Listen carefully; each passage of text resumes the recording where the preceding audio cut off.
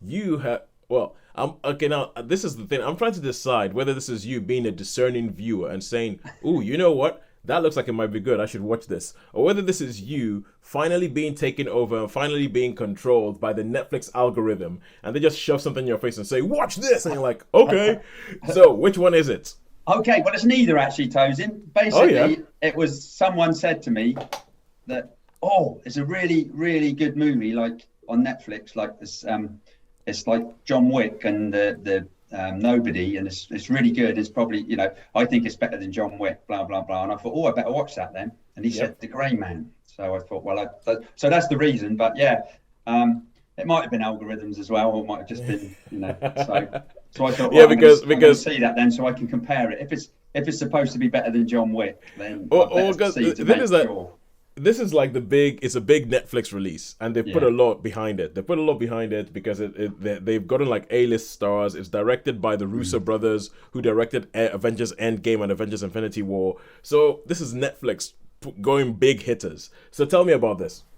Okay, so this is basically the story. There's a prisoner who the CIA decide to recruit as like a super assassin, and the basic stories like that. And he becomes, and then he sort of gets betrayed a little bit. So he goes great because he works in the grey area. So he goes, and then they get contractors to try and kill him. So there's lots of people. They say it's almost like put a contract out so that everybody wants to kill Yeah. him because So it's loads and loads so of money. so far, so a bit sort of like Jason Bourne. Jason Bourne, John Wick, all that sort of Yeah. stuff. Yeah.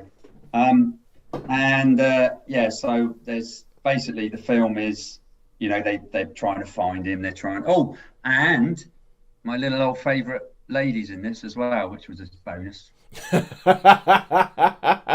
So Okay, all right. Okay, for those of you who maybe have not listened to any other episode of the podcast, Sean has shall we say, he has a particular affinity for Anna de Armas, and I mean, yes. let's be honest. That is the same with a lot of people. I have a particular affinity for Anna de Armas. A bit like Sharon has a particular affinity for Mads Mikkelsen. That's So, it. Yeah, so yeah. So I mean, that yes. was a bonus. That was a bonus, and she sort of, as these movies go, you get people that sort of help and people that, Yep, yep, yep. people who've seen the John Wick one. I mean, it's a standard formula. It's a standard movie of, Yes. really sort of almost super gun toting martial arts, all the rest Yeah, of yeah, it, yep, bloke yep. taking on the world. It's Yeah. sort of so So highly it's stylized. highly stylized. In this movie, you've got just like they have thrown some money at this movie because I mean you can see it's just like explosions and just about everything Yeah. that goes on. So yeah, anyway, so you've got so he's on the run, and then you've got Chris Evans. Chris Evans, who's like he's just the most over the top contractory CIA blokey that is just like, that's it, no holds barred. We're just going to do what we have to do. If it comes down to killing children, or if it comes down to blowing things up, it doesn't matter. Yeah. I mean, and it's very, very much that way all the way through. There's lots of shooting, there's lots of action, there's lots of explosions. There's, basically there's like 10 groups after him, shall we say, and Yeah. four of Yeah. them turn up, but he manages to, do. Yeah. So yeah, it is, and there's a lot of fighting. There's a couple of things in this which I think are probably a little bit over the top because they're in a foreign country, and Yeah. basically, well, I don't really want to spoil it, but let's just say they basically destroy there's a lot of collateral Collateral damage, damage, which I yeah, think would attract a lot of publicity. I mean, so much publicity that they wouldn't want the CIA Well, would not want that, But then it's that's the nature of the movie, I guess. well, you see, that's the thing. It's one of these things that we've done because I mean, I remember that we've spoken about some other films. Another Netflix film which had the Russo brothers involved, Extraction with Chris Evans. No, not Chris Yeah. Evans. The other Chris Hemsworth. Chris Hemsworth, And in that one, it's kind of like there's in some ways it's almost like a throwback. It's a throwback to like an 80s action movie Yeah. where if it's in America and we're doing stuff where people are going to pay attention, but if it's anywhere else in the world, they don't care. We can do whatever. It's like that film. It's like that film Team America. Oh yes, yeah. It's like, America. don't worry, everybody. We saved Paris. Like that kind of. Where you just go around the world and you just there is something in the American action movie where if you go to any other place that isn't America, usually someplace in Europe, you can blow it up and nobody cares. Yeah. So that was a little bit, and obviously for me, you know how I feel about the showdowns at the end. Yep. You do not like. You think a lot of showdowns at the end are very stupid, and you think that they rely on people doing things that you wouldn't do if you had a brain. Especially when it's unnecessary. Do you know what I mean? You take the. All right, no matter how hard I'm pretty sure you would take the sure option, wouldn't you? Then which is shoot them in the head. Don't go for a fist fight. Yeah, exactly. So I would say with this, it was. I mean, with John Wick, that was all sort of fairly low. You know what I mean? There wasn't masses of explosions and lots of destruction. That was very much man on man.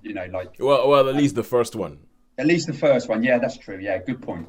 At least the first one, because when you talk about John Wick, now I'm having to reassess my thinking of John Wick and go the first one, because I feel like as those films went along, they became fuzzier and less lean. The first one is like lean, muscular, no fat, no nothing. It's kind of like we're here for action, we're here for stylized stuff, and it's you were talking about it being like a bit formulaic. And I don't have a problem with the formula. Because if you have a formula, but you say, but we're going to give you over the top action, like The Raid, the film, The Raid. It's the storyline is these guys are trying to get to the top of a tower so they can get the guy who's in charge. That's the end of the story. And then it's the action that makes you go, what the heck am I watching? Same thing with John Wick. John Wick, they killed his dog. He wants to get revenge. Is there anything else to the story? No, that's it. Yeah. But then the action that they actually put all around the whole thing.